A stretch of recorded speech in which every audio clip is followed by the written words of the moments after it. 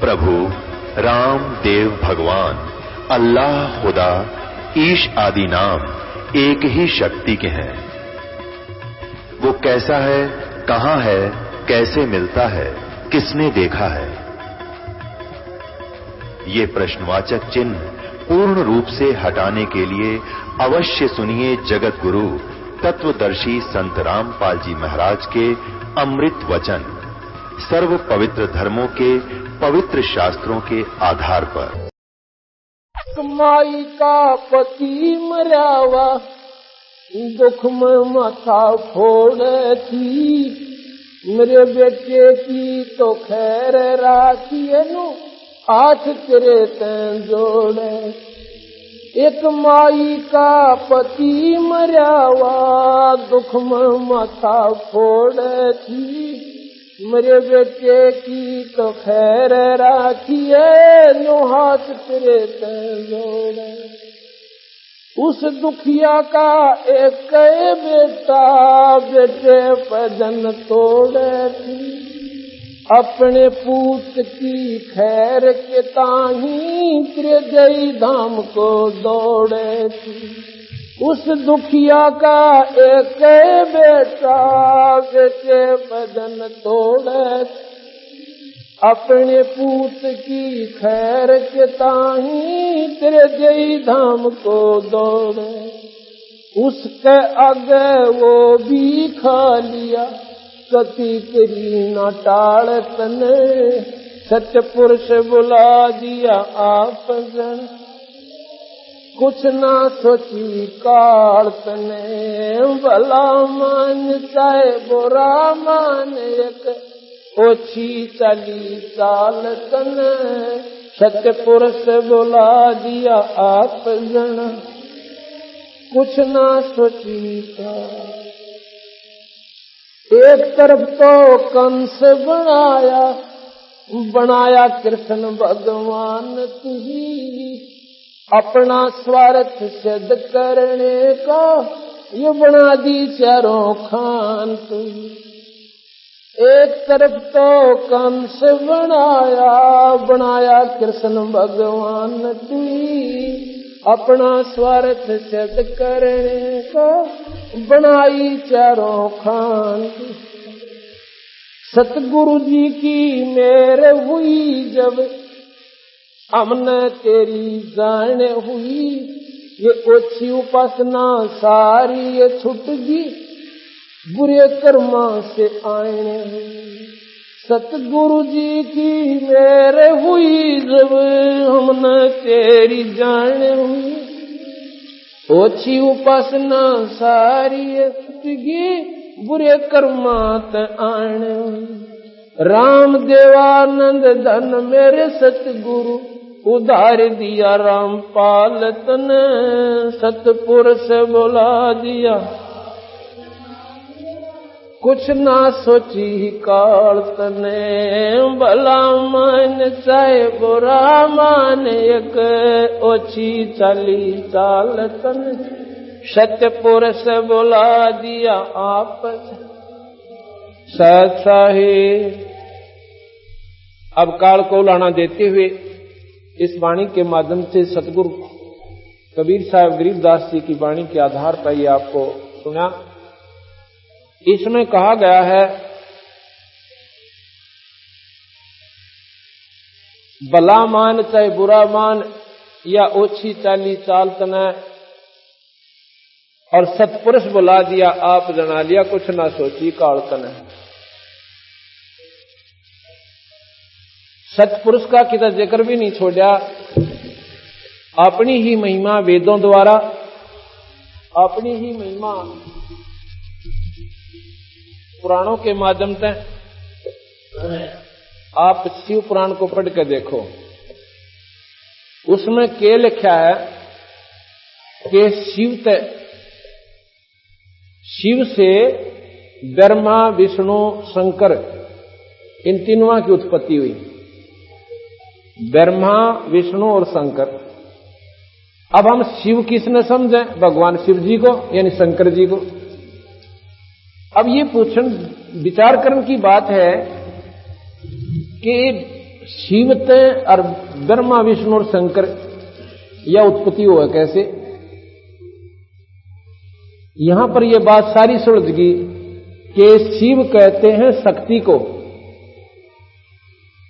शक्ति नाम शिव का है। और यहां का शिव जो पूर्ण शक्ति है 21 ब्रह्मांड की निरंजन है। निरंजन से ब्रह्मा विष्णु महेश की उत्पत्ति हुई। वहां भी उसने अपनी महिमा गाई और फिर लिखा है कि विष्णु जी से ब्रह्मा विष्णु शिव की उत्पत्ति हुई। और फिर विष्णु कहां रह गया? फिर ब्रह्मा विष्णु शिव की उत्पत्ति विष्णु से, वो महाविष्णु महाशिव महाब्रह्मा वो कौन है? वो स्वयं निरंजन है। वो अपने 3 रूप बनाकर स्वयं इन जीवों को धोखे में डालने खातिर और इस माई के 3 रूप बनाकर अपने साथ रखता है। जब शिव हो गया तो मां की जरूरत कहां रहेगी? इसलिए वो महाशिव खुद स्वयं निरंजन है और महाविष्णु महाब्रह्मा ये स्वयं भगवान निरंजन है। वेद पढ़ो उसमें भी ज्योत स्वरूपी परमात्मा का ही वर्णन है। सुख सागर पढ़ो उसमें भी ज्योत स्वरूपी भगवान की महिमा है। पुराण पढ़ो उसमें भी आखिर में ज्योत स्वरूपी परमात्मा की ही महिमा गाई जाती है। और बाकी जो शिव विष्णु ब्रह्मा जी की जो अपनी लीलाएं हैं वो भी उसमें चर्चित हैं। वेद पुराण, पुराण है मुसलमानों का ना, कुरान है मुसलमानों की किताब। उसमें भी कहां तक ज्ञान है? मुसलमान भाई जो मोहम्मद की जो साधना करते हैं वो मोहम्मद भगवान शिव का अवतार था। भगवान शिव का अवतार था और उसी की साधना वो किया करता था। उसने न्यारा धर्म चलाया था, एक न्यारी परंपरा चलाई थी। उसका नाम मुसलमान रखा। मुसलमान का मतलब है वो पवित्र आत्मा जो पाप ना करे, मांस शराब बीड़ी तमाकू से दूर रहे, किसी की आत्मा ना दुखावे। ऐसे कर्मी प्राणी को मुसलमान कहते हैं। और जो बीड़ी शराब बीड़ी तमाकू मांस और भाई ऐसे कर्म करता है वो मुसलमान कहलाने का अधिकारी नहीं है। पहले मुसलमान धर्म में कोई ऐसे हिंसा नहीं थी। इसका एक न्यारा वर्णन आपको बताएंगे। वही मोहम्मद वही महादेव, वही मोहम्मद वही महादेव, वही आदम वही ब्रह्मा, दास गरीब दूसरा कौन है देखा अपने घर में। अपने घर का मतलब है अपने अंतःकरण में आप समाधि लाके इस भगवान का भजन करके अंदर शरीर में जाके देखो। शरीर तो ना मुसलमान का भिन्न है, ना हिंदू का भिन्न है, ना ईसाई का, ना सिख का। इस शरीर में जब आप साधना करोगे तो इसमें वही चैनल सबके लगे हुए हैं। एक से कमल है, उसमें जो दृष्टिगोचर शक्तियां होंगी वहां पर ना कोई मुसलमान पाओगा ना कोई हिंदू पाओगा। वहां पर केवल उस शक्ति का प्रतीक प्राणी वहां जाएगा जो उसकी साधना कर रहा है। बाकी अपने मनमुखी साधना हिंदू न्यारी करें, मुसलमान भिन्न करें, तो दोनों की दोनों साधना आपकी अधूरी है। कैसे हैं? हम व्रत रखते हैं हिंदू लोग और मुसलमान जो है रोजा कहते हैं। ये 9 दिन करते हैं नवरात्रे, वो 30 दिन करते हैं व्रत, उनको रोजे कहते हैं। तो कबीर साहब ने यही समझाने की कोशिश करी है भी ना तो रोजा तो परमात्मा पावे और ना 11 साठम 6 सातम सोमवार मंगल का वार के व्रत से परमात्मा की प्राप्ति हुआ है। वो साधना भगवान भजन है।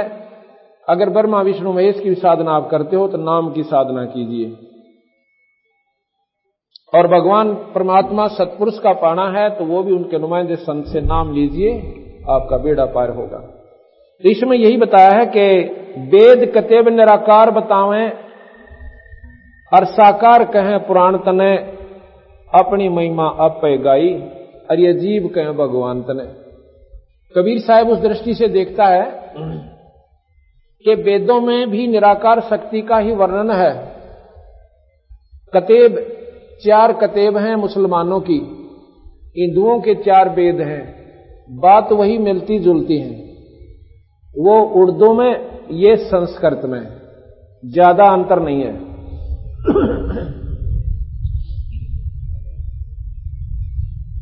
वेद तो बताते हैं वो निराकार शक्ति, और कतेब भी निराकार, और पुराण कहें वो साकार के अंदर है। जैसे शिव रूप में आए, ब्रह्मा रूप में आए, विष्णु के रूप में आए, राम अवतार धरकर वही परमात्मा विष्णु जी आए, और कृष्ण जी के रूप में आए, 9 अवतार बने, 24 अवतार किए, ऐसे ऐसे। तो ये सारी जानकारी, इस निरंजन तक का ज्ञान हमें वेदों, पुराणों में, शास्त्रों में, उपनिषदों में सहयोगी बनकर योग साधना से प्राप्त किया, यहीं तक का ज्ञान रहा। आप देखिएगा, किसी भी योगी पुरुष का कोई शास्त्र पढ़ कर देखना, जिसने अपने अंदर की साधना की हो, उसने लिखा है कि शरीर के अंदर हमारे कमल बने हुए हैं, उन कमलों के अंदर से वो जीवात्मा, वो सुरत समाधि ला करके उनके अंदर से निकलती हुई और यहां पर सहस्रार कमल में पहुंच जाती है। उनकी वो आखिरी उपलब्धि है कि सहस्रार कमल में जो योगी पहुंच गया वो ब्रह्मलीन हो गया।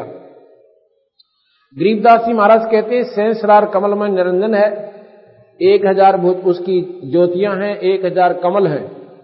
अब देखो कितना की है। जिस प्रकार रेडियो के अंदर का जो हिस्सा होता है ना, जहां टांके से लगा रखे होते हैं, इस प्रकार की इसमें एक ऐसे गोल सी फिरकी है, वह ऐसी उभरा हुआ मांस है, और उस मांस के ऊपर ऐसी टिकारी सी लगी हुई बहुत छोटी बारीक बारीक पत्तियां, और वो 1000 हैं। जैसे निशान से है उनकी, जो वो निशान ऐसे टिकारी है, उसका आकार है कमल के पत्ते की तरह, चाहे वो बिल्कुल बारीक सा है।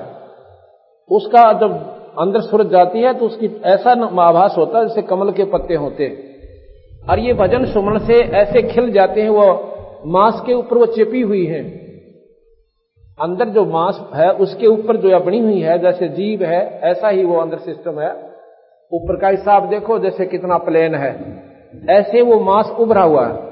उस मांस के ऊपर ऐसे जैसे फिक्स कर रखे, और इस नाम के ओम मंत्र से वो ऐसे खिल जाते हैं, बिल्कुल तन जाते हैं, और अपनी अपनी न्यारी न्यारी स्थिति लेकर के उसमें उसी स्थान पर वो फूल से जाते हैं। उनका फूलना भी थोड़ा सा ही है, और जब वो फूलते हैं तो उनमें से चमक निकलती है, ज्योति निकलती है। 1000 ज्योतियां ऐसे जग जाती हैं, नो रिम जिम हो जाती है। तो योगियों की ये अंतिम उपलब्धि बताई कबीर साहब ने, गरीबदास जी, और शास्त्रों में भी यही है। अब महाराज जी कहते हैं यहां से शुरू होती है हमारी चढ़ाई। अब निरंजन से ऊपर चलना, यहां तक तो ठीक है। अब हम योगी नहीं बन सकते, हमारा मंत्र जाप से हम वहां जाएंगे। योगी जाते हैं, समझ लो दरिया पार करना है, और एक ने तैरना सीख रखा है, वो अपना तैर के पार हो जाएगा, और हमने अपने उस कमाई कर रखी, पैसे ले रखे, वो नौका में बैठ कर पार कर जाएंगे।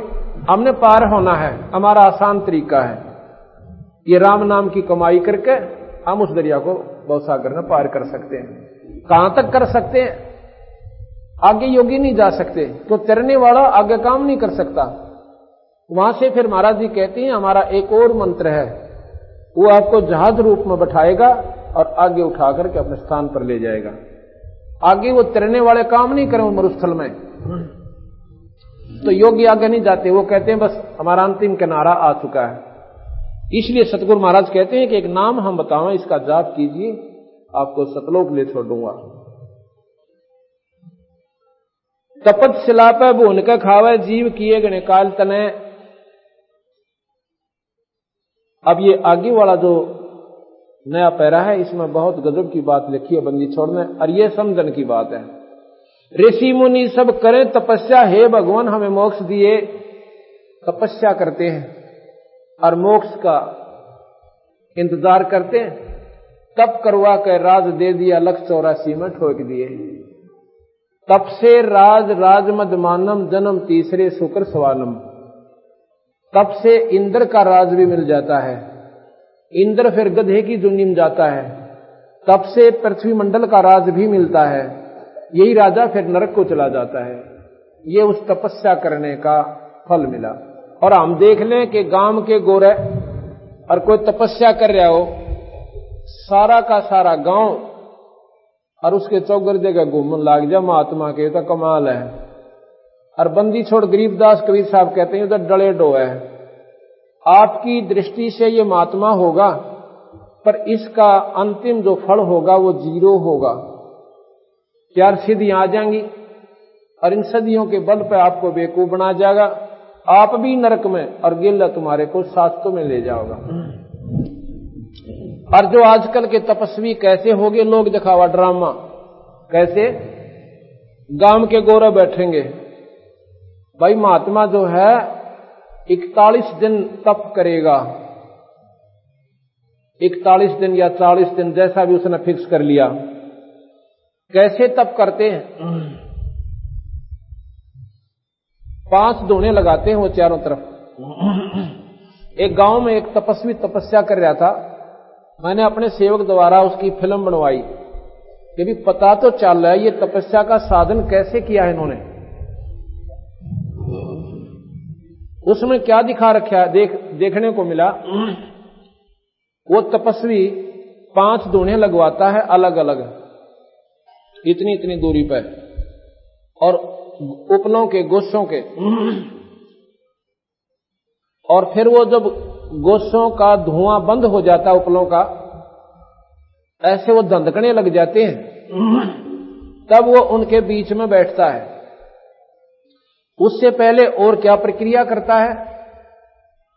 उसके सिर पर इतनी बड़ी जटा है बालों की, एक बाल्टी, बड़ी बाल्टी में इन उपलों की सभा राख, उसको पानी में इतना घोल लेता है जैसे गारा बना लियो, उसको सारे शरीर पर लेपता है। नुनारा लेप रहा दिख है उसको, बिल्कुल ऐसे लेत डालिया जैसे पहले हमारी माता बहनें खेत में काम करने जाती थी ना, तो कढ़ौनी के नीचे वो दूध का पात्र जो मटका होता था, उसके नीचे राख की ऐसे ले ला दिया करते थे।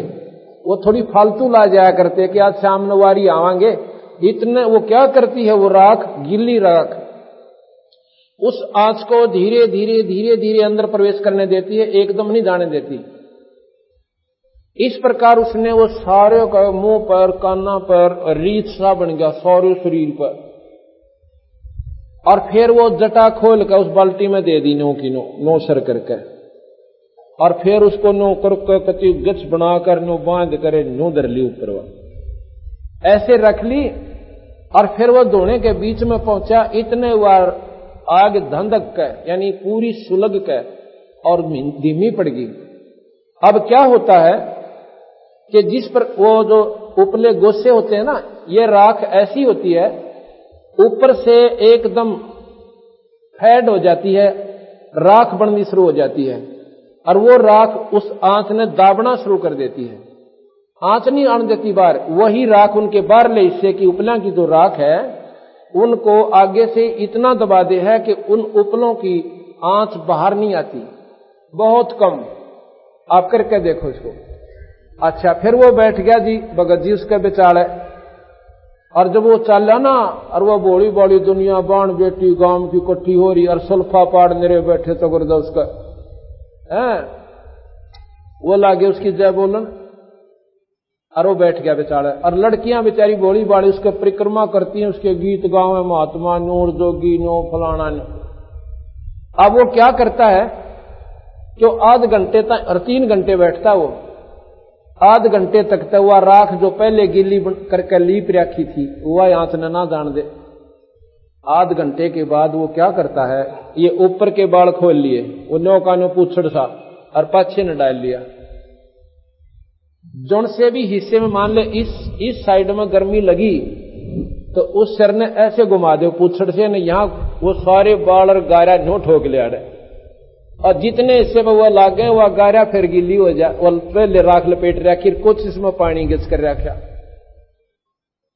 आध घंटे हुआ फिर हाथ नहीं लागण दे इस साइड में, और जब इस साइड में लग गया वह फिर नो घुमा दे, और वही पाछे नो तो वह पाछे ने घेरे रहा उसने सारी ने मुंह का लागे जो भाग गए कर ले। 3 घंटे बना कर उन्हें बेवकूफ, और 40 दिन करके या साधना 9 लाख रुपये ले गया। और वह कह दिया गांव में, बोले थारी वो लड़कियों का स्कूल बनवाएंगे, स्कूल में 70,000 रुपये दे दिए, 80,000 रुपये की सुल्फा खींच गए। वो उसके साथी जो उन्हें डंडोरा पीटा करते, उसकी मुंह मौका अंडा करते, और गाड़ी ले लेकर चंदा मांग मांग लाया करते। और एक उसने सुमो गाड़ी ले ली, गांव कुएं में पड़ो जयबंदी छोड़ की, ये साधक ये साधना, और ये बॉडी बूच उनके पीछे ला गिरे। ये हमने भी बेरा पटा ना, हम भी बेचारा खड़े पाओ, क्यों श्रद्धा भगवान में थी। ये हमने तो ये ज्ञान हो गया बंदी छोड़कर ना, मैं सब तागे पाऊं, क्यों परमात्मा में श्रद्धा पहले से पुरानी खूब थी। तो इसलिए सतगुरु के ज्ञान ने ईसा अंधेरा हटा दिया। अब हमने तो वक्त बालका का खेल लागे से, अब बच्चों का खेल ये लोग कर रहे हैं। ये तो हुआ इन अनाड़ी साधकों का। अब आपको उन साधकों का जिक्र करते हैं जिन्हें अरबों वर्ष तप किया और कति मरना मांड दिया उस मालिक के नाम में, तो भी उनकी गति नहीं हुई। उसके बारे में भी बताते हैं।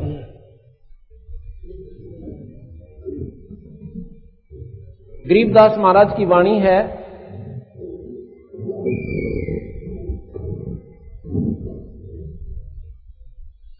विलास बोध। उसमें आपको फिर सुनने को मिलेगा। अब उन तपस्वियों का गरीबदास महाराज वर्णन देते हैं। एक मन मुरारी तपस्वी को तप किया था। मन मुरारी नाम के तपस्वी ने एक बार तप किया था। 10,000 वर्ष शिला पर बैठ के, एक पत्थर के ऊपर बैठ के, लोग दिखावा नहीं, एकांत में चला गया और कुछ खाया ना पिया, यानी अपना खाना खा और फिर बैठ जाए। 10,000 वर्ष तप किया। फिर वो दरगाह में गया धर्मराज के पास। वहां धर्मराज बोला, अदल करूं के फजल करूं। फजल कहते हैं रहम को, अदल कहते हैं न्याय को। धर्मराज बोला कि न्याय करूं या मैं रहम करूं। अब तपस्वी ने सोचा कि रहम क्या करवाऊं, मैंने तप कराया है, मेरा फल देगा। कहता आप अदल करो, न्याय करो। बोला अदल करो, अदल माने न्याय करो। तो धर्मराज बोला कि शिला तुम्हारी के हमारी? वो जिस शिला पर तने भजन किया था, तप किया था, वो तेरी थी या मेरी? वो तो आपकी थी जी। जय न्योकव है कि मेरी थी, तो वो कहता कि ल्या उठा के तेरी थी। तो अगना जी वो तो आपकी थी, मेरी थी। तो भाई न्या तो यू सही 10,000 वर्ष उस मेरी शिला ने सर पर धर ले और जा। फिर कहता है रहम करो, अगना रहम करो तो मैं अपने सर पर धरूं, ऐसी गलती मैं ना करूं। फिर उसको सर्प बना के उस तपस्वी को उस शिला के नीचे 10,000 वर्ष काटने पड़े। ना तुम्हारी तो 10,000 वर्ष शिला धरले सिर ऊपर है। फिर मन मुरारी ने कहा फजल करो। धर्मराय बोला भाई लेखे सर लेखा भाई, मैं धर्म का राज करूं हूं और तेरे सिर तो उतारूं तो मेरे सिर पर धरिए। एक धर्मराय निरंजन ने अपना या न्यायाधीश छोड़ रखा, फिर मारी लेखा जोखा करनिया। अदल करके फजल करूंगा, तने पहला तो न्याय करूंगा और फिर तने बाद में अर्जी देना मेरे को, ये तेरी फजल की सोचूंगा। फिर फजल के रह गया जब वो गधा बन दिया। जब मन मुरारी तपस्वी ने कहा 1000 बार तोबा, तपस्वी तो अनंत कोट हो गए। गरीबदास जी कहते हैं एक काना करण तपस्वी था, काना करण, उसने 22 लाख वर्ष तप किया था। तब उसके मन में मोद आई कि मेरे जैसा तप भाई किसी ने नहीं किया। जब धर्मराय ने उसके वास्ते विमान भेजा, चलो तुम याद किए हो तो रास्ते में कहा कि यहां पर एक पर्वत पर शिला है, इसकी परिक्रमा देख लो। जब वो तपस्वी गया, 18 करोड़ काणे करण अपने नाम लिख लिख, अपना पीरियड मैंने इतने साल तप किया था, वहां पर उस जैसे 18 करोड़ करण वो ना तपस्वी अपना नाम लिख लिख जा रहे। और तू भी लिख दे अपना भाई यहां पर। उसमें अभिमान होगा, तूने 22 लाख तप कर लिया, तेरे जैसा कोई को नहीं। ये तो होया अभिमान की हुई करनी का, आगे इसका रिजल्ट क्या होगा वो बंदी छोड़ बताते हैं। फिर प्रियव्रत ने 11 अरब वर्ष तप किया था। प्रियव्रत ने 11 अरब वर्ष तप किया। 11 अरब वर्ष तप राज मिल गया। जितना उसने तप किया उसके बदले में राज दे दिया। जब धर्मराय ने पार्षद भेजे, प्रियव्रत तुम चलो, 11 अरब वर्ष तो तप किया, 11 अरब वर्ष तो ने राज किया, इतने में कोई भजन में सांस लेखा नहीं लग गया, नाम तो जपया को नहीं, और डले ढोण में लग्या रहा। पहले तो तप के डले ढोए और फिर राज के डले ढोए, अरे गधे बनने की तैयारी, चल भाई खड़ा हो। अब धर्मराज प्रियव्रत कहता है कि मुझे एक सांस और दे दो। ने बोला खबरदार जब सांस लिया तो तेरे ताई सांस लेने का हुक्म नहीं है। इतने में तो दम लेखा कोई लाग गया नहीं, यानी श्वास सुमरण में नहीं गया। जब प्रियव्रत बोला मेरे ताही एक दम मांगा देहो, पार्षद बोले खबरदार जे तू दम लिया, दम लेने का तेरे ताई हुक्म नहीं, आगे धर लेगे। जब चित्रगुप्त ने लेखा लिया, भाई पहले तो तप किया और पीछे राज किया, कहो कुछ लाए के खाली आए। तब प्रियव्रत बोला जी महाराज जी मैं तो खाली आया। अब वहां बेरा पाटा, उसने तन तो काम का डले डोए थे और पहला अंडी पाके और दुनिया रह जाएंगे, और छोटी मोटी सिद्धि किसी का काम भी सार दिया होगा, वो भी उसकी कमाई खत्म हुई। और हम रास्ता क्या बताते हैं कि तुम खुद साहूकार बनो, एक नाम देंगे, आप भी भजन कर सकते हो, कोई बड़ी बात नहीं। गरीबदास महाराज जमींदार थे और हड़बाया करते, परमात्मा पाया और आगे डंडोरा पीट गए कि इस तरह तुम कर लो तुम्हारा बेड़ा पार होगा, तुम्हारी इतनी कमाई हो जाएगी, किसी ऋषि के पास मांगण जान की आवश्यकता नहीं पड़ेगी। आप आगे के बनिया, अगजी में तो खाली आया।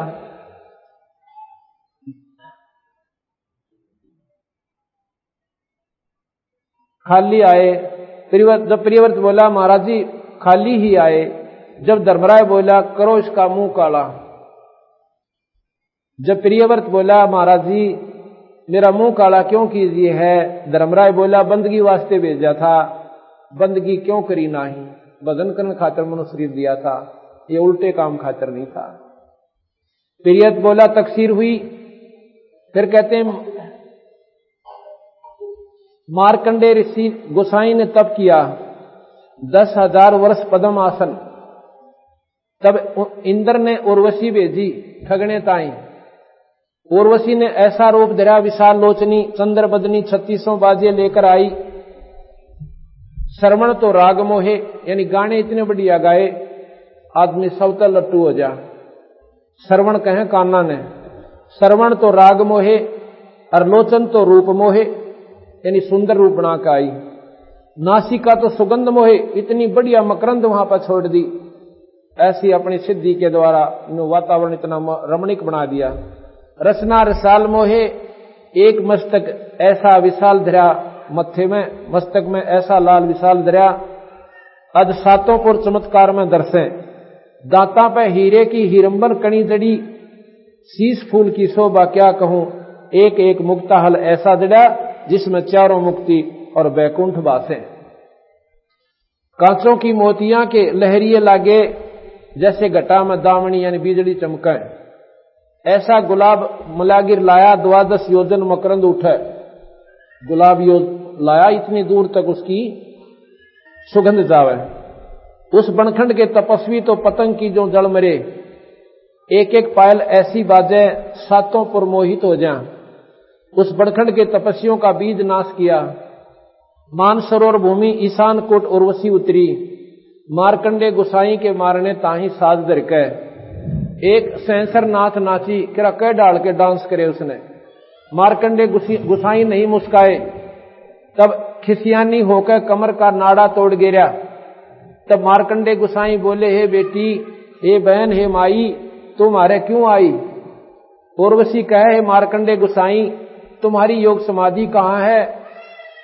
जब मार्कंडे गुसाई बोले, शपथपुरी के ऊपर एक ब्रह्मलोक है, निरंजन का लोक, वो ब्रह्मलोक है, वहां एक अवगत राजा है, उसके एक एक नित नेम 9 लाख उर्वशी नाचन आवे हैं एक समय, 9 लाख। और एक एक उर्वशी कैसी है? जिनके 7 बांधी हैं तेरे जैसी पांदौड़ ने। जो तू इतनी सुंदर अपने आप को समझती है, उनके गेला तेरे जैसी 7 बांधी उसके पांद होती उन उर्वशियों की एक गेला। वहां थे हम। कहने का भाव इसका यूं था मार्कंडे गुसाई का कि उस ब्रह्मलोक में जो आनंद था, तेरा आनंद तो काग की बींट है। जेती दुमा दामी तय करी हमने कुछ ना देखी। जो बोले इब का फेर बन का जतन जरूरत है, जो कुछ जरूरत हो। तब उर्वशी शीश कूट कर रोई, मैं दुआगण की जीऊंगी। इंद्रलोक में कहेंगे तुम मल अखाड़ा आ रही। मार्कंडे गुसाई बोले, तुमसे कोई और अगली सुंदर हो ना, उसने भेज दो। तब उर्वशी बोली, महाराज जी, इंद्र की पटरानी मैं हूं। देख यहां पर विचार करो, इंद्र स्वर्ग में कितना सुख है। अपनी पत्नी को नीच कर्म की खातिर अपनी गद्दी बचाता इंद्र ने भेज दिया। महाराज हमारी तो पत राखो, तो इंद्र लोक में चलो। वह उर्वशी ने बोली, महाराज जी मेरी इज्जत राखो ना, एक बहु ही चाल पड़ो थे, मैं कह दूंगी हरा लिया इसने। हम 3 लोक के मुनीश्वर तो लूट लिए, और तुम किस लोक में रहो तो मैं जानो। मार्कंडे गुसाई कहे, वो तो कुमार हैं जो तेरे ऊपर चढ़े हैं, तू गधी है, कोई पजावा लावना ना नीम उचारनी। इंद्र मरेगा जब किसने करेगी? महाराज मैं 14 इंद्र वरूंगी। इंद्राणी कहती है, मैं 14, इतनी आयु है मेरी, ये 14 इंद्र मरते रहेंगे और मैं वहीं पर न्यो की नो पटरानी रहूंगी। 14 इंद्र मरेंगे तो कहां जाएगी? उर्वशी कहे, मृत लोक में गधी की जीऊंगी, और जेते इंद्र में भोगूंगी वो गधे बनेंगे। तब मार्कंडे गुसाई बोले, तुम्हारे ताई इंद्र लोक में क्यों ले जावे थी? अपनी पत राखण ताई, इज्जत राखण ताई। तो आगे कहते हैं मार्कंडे गुसाई बोले, फिर गधियां का पथ किसी, फिर इज्जत की भी बात क्या देखा बौड़ी बूझ। तो जब स्वयं ऐसे आप बताने लग रही मेरे 14 खसम होंगे और फिर वह गधे बनेंगे, मैं गधी बनूंगी, उस इंद्र लोक ना हम न चाहिए कोई ना, उस स्वर्ग ने तो ही राखा अपने दौरे। अब यही गरीबदास जी कहते हैं ब्रह्मलोक में इतना सुख है, इन उर्ले स्वर्गों से ज्यादा है, और सतलोक में तो गिनती है कोई ना, ये सारे फेल हैं, ब्रह्मलोक भी फेल है उसके आगे। तब उर्वशी प्रणाम करके उठ गई। तब इंद्र आन कर मार्कंड, ये नियम है कि जो उस उर्वशी से नहीं आ रहा तपस्वी, तो उसको इंद्र का राज देना पड़ता है, इंद्र ने गद्दी छोड़नी पड़ती है। अब इंद्र आ गया ने बोला, महाराज जी वो राज ले लो। तब इंद्र आन कर मार्कंडे गुसाई के चरणों पड़े, चलो बंद निवाज इंद्रपुरी लीजिए। मार्कंडे गुसाई बोले, रे इंद्र तू के कहे? अरे रे इंद्र, हमारा इंद्रपुरी किस काम की? हम तो नी कामी है, नी इच्छा है, निर्गंध है, निर्वासिक है। एक समय हम ब्रह्मलोक में जावा थे, तो वहां पर भाई देखे तो 87 लील इंद्र बैठे हैं। तेरे जैसे राजा उस ब्रह्मलोक में नील 87 लील, जैसे शंख नील ऐसे होते ना, ऐसे करोड़ पद्म लील ऐसे, तो तेरे कैसे 87 इंद्र उस ब्रह्मलोक में बैठे थे। तब उन्होंने हमारे चरण लिए,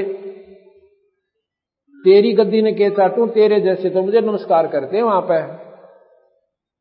ये ब्रह्मश्रेय की बातें हैं। ब्रह्मश्रा कैसा है?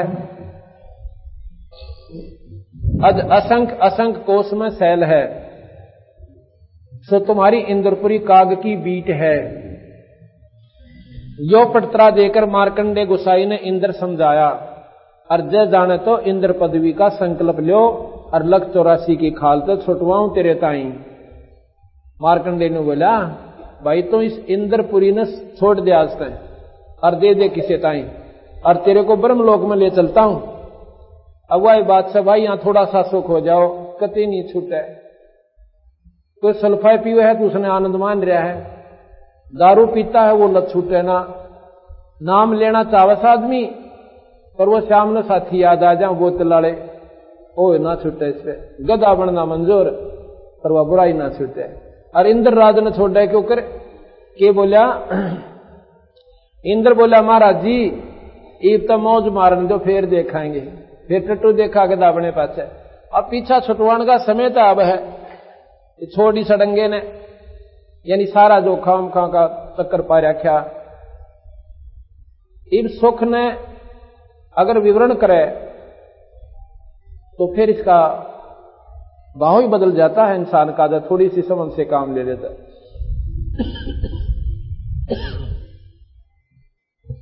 इसके लिए बंदी छोड़ भगवान गरीबदास जी एक बहदे कांग लिखते हैं, उसमें इतना बढ़िया वर्णन दे रखा है, पर थोड़ा सा ध्यान से सुना जब बात पड़ेगी, क्योंकि उसमें यही वर्णन दिया है कि जो साधना आप कर रहे हो वो मेरे समझ तो बाहर है, वो अच्छी को ना ठीक नहीं है।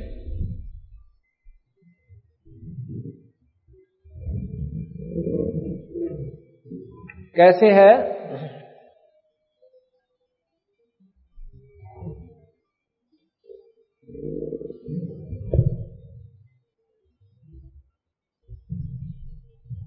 उसमें यही बताया कि जो लोग ओछी साधना करते हैं, जो भक्त आत्मा, वो अनजान साधना कर रहे हैं, वो पार नहीं हो सकते। किस प्रकार? एक बार कहते हैं बंदी छोड़ कि हर पैड़ी हर हेत नहीं जाना वाजा तेग चलावे हैं। हर पैड़ी हर हेत नहीं जाना वाजा तेग चलावे हैं।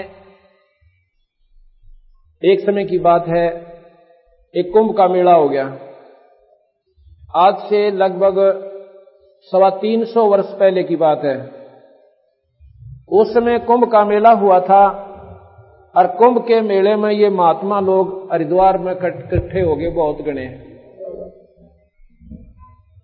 और नहाने की जो पर भी बताई उस समय ये नागा महात्मा कहने लगे कि भाई हम प्रथम स्नान करेंगे, हम सर्वश्रेष्ठ हैं। वैष्णव महात्मा कहने लगे नहीं भैया हम सर्वश्रेष्ठ हैं, हम प्रथम स्नान करेंगे।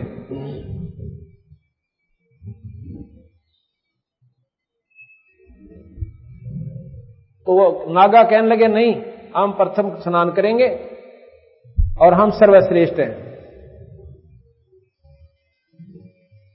इन बातों पर उनकी आपस में कवा सुनी होगी।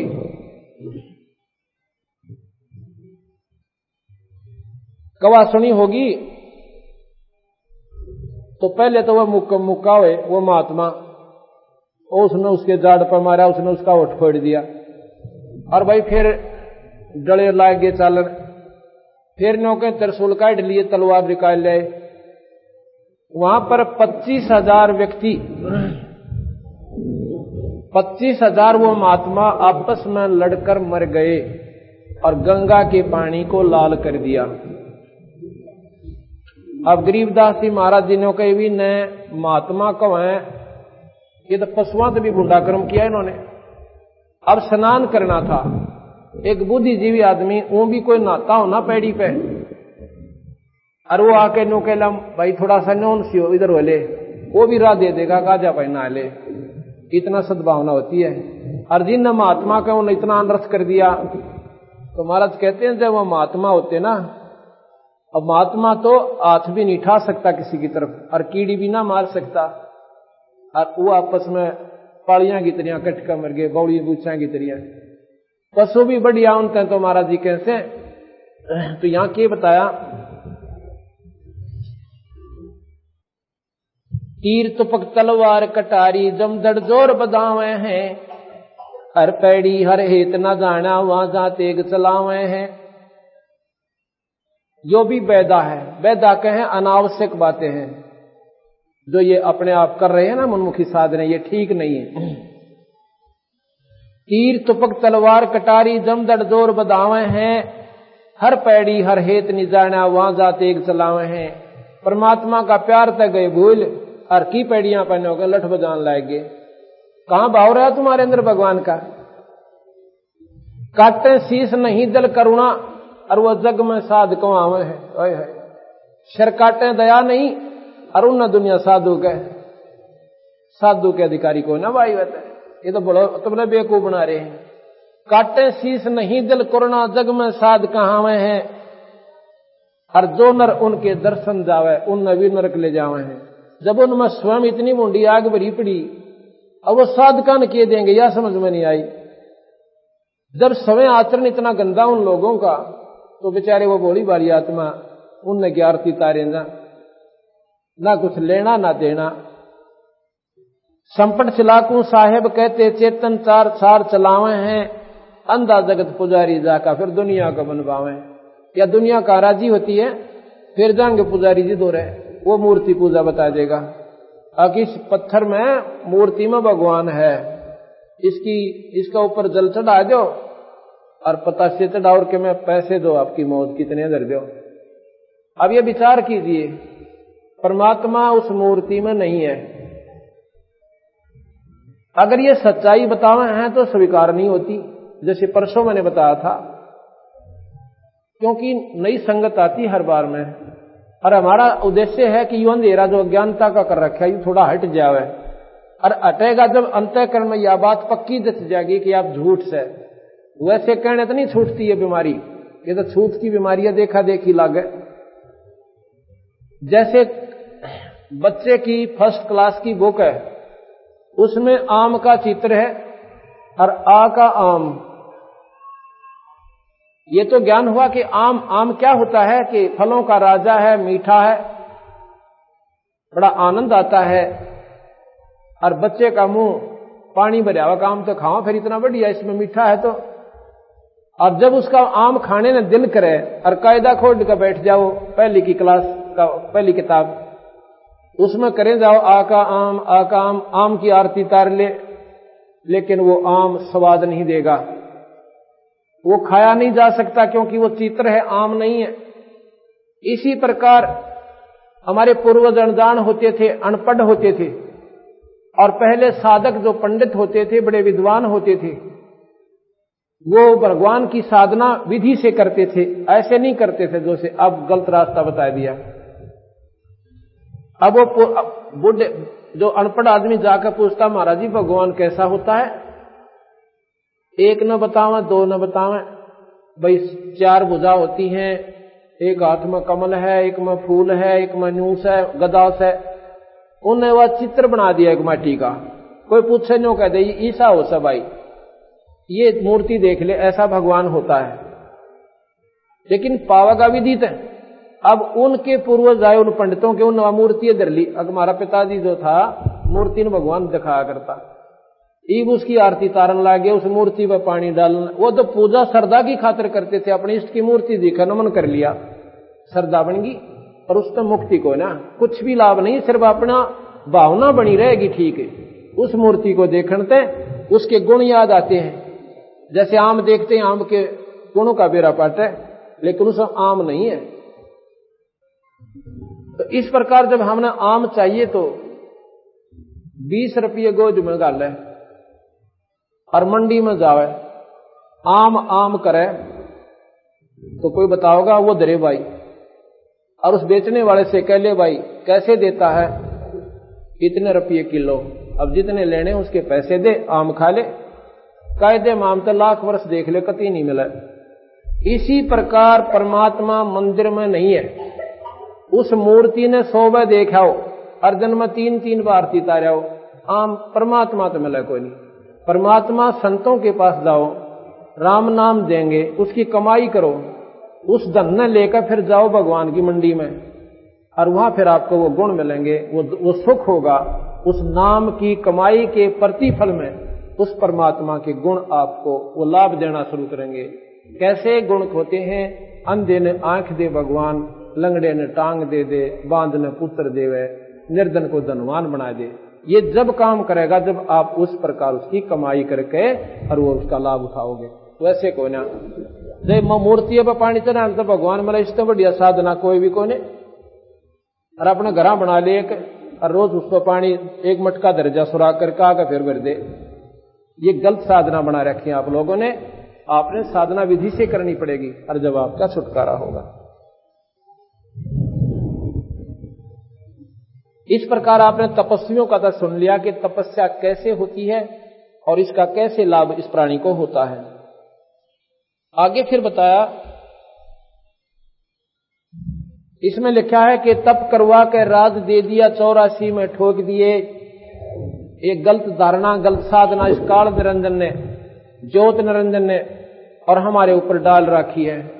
हम पहले तो गलत साधना करवाता है और तप करवा के राज दे देता है और राज के प्रतिफल में फिर यो गधा बना दे से। कबीर साहब कहते हैं, कबीर हरि के नाम बिना कबीर हरि के नाम बिना ये राजा रसब हो। राजा रसब कहते हैं खच्चर को जो ज्यादा वजन धरे। राजा रसब हो। कौन सा राजा? जो भगवान से विमुख है। अगर राजा होकर अमरीश की तरिया, राजा होकर और राजा जनक की तरिया अगर कोई भक्ति करे तो वो राजा भी पार हो सकता है, कोई बड़ी बात नहीं होती है। राजा और ज्यादा लाभ उठा सकता है, वो धर्म ज्यादा कर सकता है, साधना ज्यादा कर सकता है, क्योंकि परमात्मा पासरा रख के राज को विधिवत चलावे, किसी की आत्मा ना दुखावे, परमात्मा प्रसन्न होकर उसके राज की रक्षा करे। लेकिन जो विमुख है परमात्मा से वो राजा कहते हैं गधा बने और वो बड़े डाल का। कबीर हरि के नाम बिना ये राजा रसब हो और माटी लगे कुमार का फिर नारना नीरे को। कबीर हरि के नाम बिना ये नार कूतिया हो। उस ईश्वर के सुमरण बिना ये झूठी साधना करने से यह नारी कहते हैं कूतिया की जो निम जाएगी और गली गली भौंकत फिर टोक न डाले को। कबीर गरीबदास महाराज कहते हैं वह बीबी पड़दे रहे थी अरे डोडी लगे थी बार, इब गात उकाड़े फिरती हैं वो बन कुतिया बाजार। राजा की रानियां जो कि पर्दा में रहा करती थी एडी से लेकर चोटी तक, एक परमात्मा के नाम बिना, ईश्वर के भजन बिना, वो अनजान आत्मा उन्हें न सोच रखा था या मौज तुम्हारी सदा बनी रहेगी, तुम ने मौज मारोगी आगे भी रानी बन जाओगी। इस आसान रानी बनना नहीं होता। ना जाने कितने पुण्य कर्म उसके इकट्ठे थे जब जाके इतनी अच्छी स्थान उसको प्राप्त हुआ और आज वो रानी कहलाती है। कितनी सुविधा हुई उसको, 3-3 4-4 दासियां बांदियां नौकरानी उसके साथ रहती थी, काजू के हलवे खाया करती थी, उन जूठे छोड़ देती थी, वो बांदी खाती थी और दिन में 3-3 बार श्रृंगार करती थी, 6-6 सूट बदला करती थी। और उस मूर्ख ने सोच रखा था या मौज ने बनी रहेगी। ऐसा क्यों सोचा उस बेचारी ने? क्योंकि सत्संग नहीं मिला, सत्संग वहां तक नहीं पहुंच पाया, क्योंकि वह डोडी लादी काल में कि तू रानी बन गई है और हमारी रानी को कोई देख भी ना ले, इतनी ऊंची टांग दी। और फिर वो खो का उस अनमोल मानुष जन्म में वकुतिया बनकर वो गाड़ी आंडे पैर ले दुगले कितने पैरेगी। तो ये बातें आज बेशक खाटी लगे पर ये मीठी होंगी आपको जो इन बातों को अमल कर जाओगा। कबीर हरि के बीबी पड़दे रहे थी और वो डोडी लगे थी बार, इब गात उगाड़े फिरती हैं वो बनी कुतिया बाजार। इब कुतिया का जीवन बताते हैं आगे कि वो पर्दे की सुंदरी अर्सणों संदेशा मोर, इब गात उगाड़े फिरती हैं वो करें सरा में सौर। धर्मशाला में वह कुतिया बनकर रानी नग्न शरीर घूमती है, पेट भी पूरा नहीं होता और गर्मी सर्दी और डंडे न्यारे। पहले अतिथि लोग धर्मशाला में आते थे और वहां पर अपनी रोटी साथ ले आया करते थे और रात को रुक जाते, पहला चूरमा ले जा कर दे 2-2-3 का इकट्ठा बांध गई इतना, और रोटी भी इकट्ठी बंधवा लेते थे। रास्ते पैदल चलते थे, धर्मशाला में रुक गए और वहां अपना रोटी खाई। उस समय वह रानी वह कुतिया, अब वो रानी जो कुतिया बनी हुई है आध घंटे तक उस रोटी खाने वाले के मुंह का ना देखे। इतने टूक की खातिर आध घंटा उसके मुंह की कहानी उसकी देख रिहर्सल फिर मुंह की, कदे न्यू करे से कदे न्यू करे है जहां युब डाल दे। और मेरे के साथ निर्भाग भूल जा, वह बेचारी हाथ दाड़ के फिर दूसरे की उम्मीद करती है। और डाल दिया था रेत में लपेट के न्यू पका दिया जाता है टूक। और वह रानी जो काजू के हलवे खाती थी आज रेत लपेटा हुआ वो टूक खाती है और उसमें भी पेट नहीं भरता, फिर दूसरे ने ढूंढती है। वहां उसके भाग उसने टोक मिला का जूत मिला।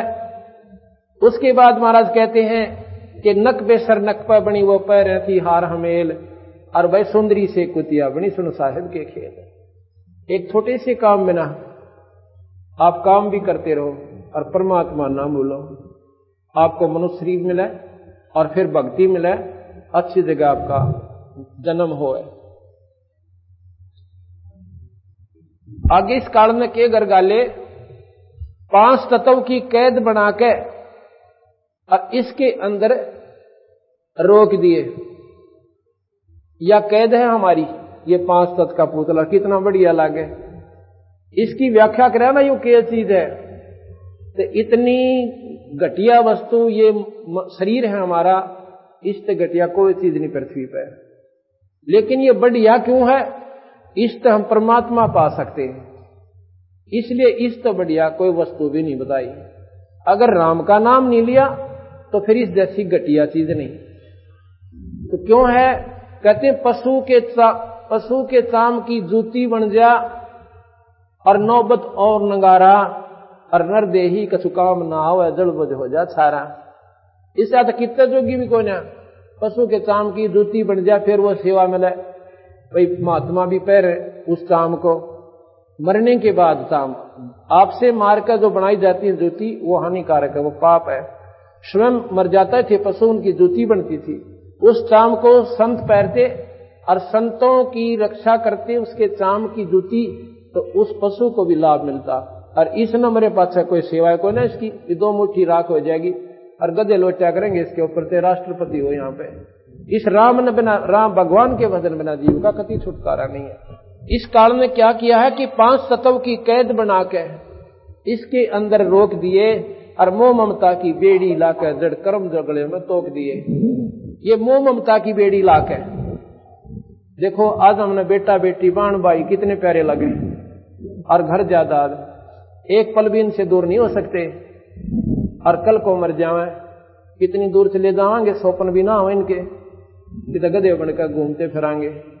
तो ये भी एक हमारे साथ धोखा किया इसने। फिर आगे बता के कर्म गले जड़ कर्म गले में तोक दिए। अब यहां पर सभी कहते हैं कर्म प्रधान है, वेदों में भी कर्म को ही महत्व दिया है, पुराणों में भी सभी यही बताया कि जैसे कर्म प्राणी न करते है वो भोग्य से रहेगा। अब कर्म बाकी रह गए। इन कर्मों के आधार पर हमें स्वर्ग नरक और पशु, स्वर्ग नरक और 184 और मनुष्य शरीर ऐसे मिलता रहता है।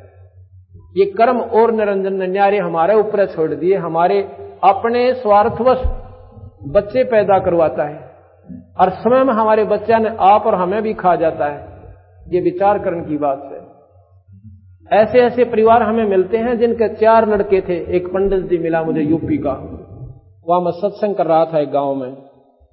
वो सुनता रहा, दिन में सत्संग था, सभी संगत जाली। जब वो बैठ कर, बूढ़ा आदमी था, लगभग 65 साल की आयु होगी, और उसकी आंखों में अपने आप आंसू धारा बंद गई। रोए भी नहीं, मतलब नू नहीं, बस आंसू अपने आप गिरे। मैंने पूछा बुजुर्गों की बात होगी?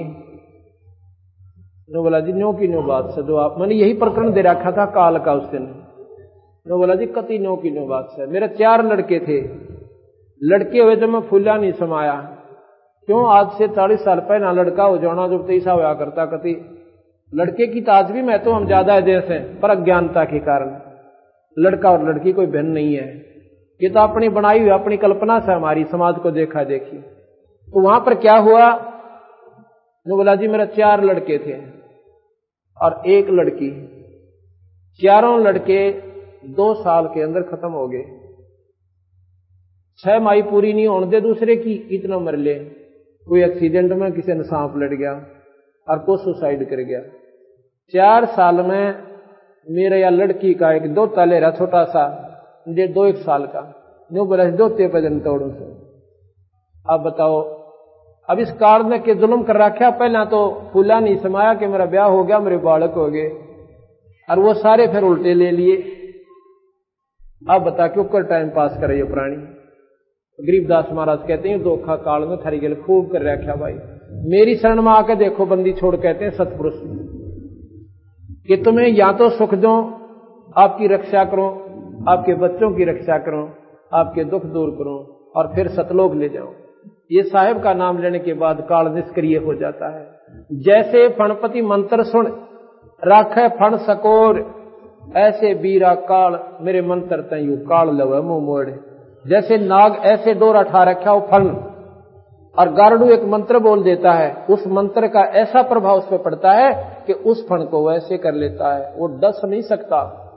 जैसे फणपति मंत्र सुन राखे फण सकोर, ऐसे बीरा मेरे नाम तय यू काल लवा मुंह मोड़। कबीर साहब कहते हैं मेरे नाम से काल डरता है, ना ब्रह्मा तो डरायू, ना विष्णु तो डरता, ना शिव जी तो डरता। और भाई और तपस्वियों का तो जिक्र है कोई नहीं, क्योंकि वो सारे इनके नीचे नीचे साधक है। सिर्फ ये मेरे से डरता बंदी छोड़, कहते हैं, और ना थापता है किसी ने। क्योंकि जैसे थानेदार एसपी तो हचकेगा और नीचे वाले हौलदार तक ऊपर डरे वो, और एसपी जागा जब देखा उसकी प्रक्रिया, उसके दफ्तर में कुर्सी छोड़े, आदर के साथ साहिब को बैठावे, हाथ जोड़ कर खड़ा हो जावे। तो बंदी छोड़ कबीर साहब जब धर्मराज के दरबार में जाते हैं,